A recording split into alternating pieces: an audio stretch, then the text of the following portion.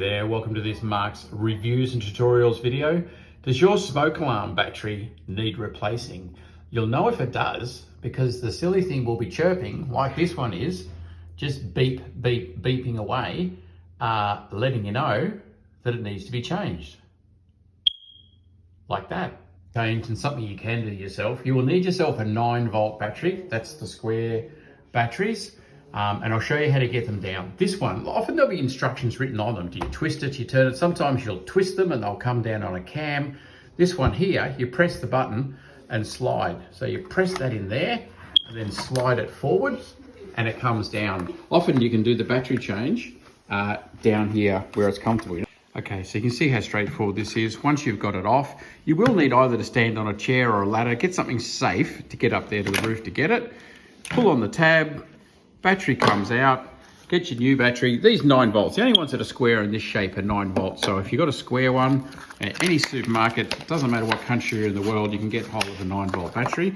Now, for a smoke alarm, it does need to be alkaline. See that there? These last a lot longer than what the standard heavy duty batteries do. So get yourself an alkaline battery when you put it into your smoke alarm.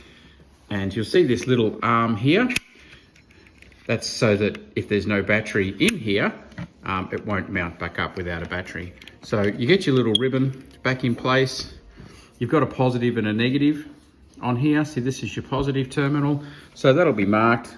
Certainly have a look before you get out, but you see here the positive and the negative. It's all straightforward. So you press that down with the battery and slide it in like that.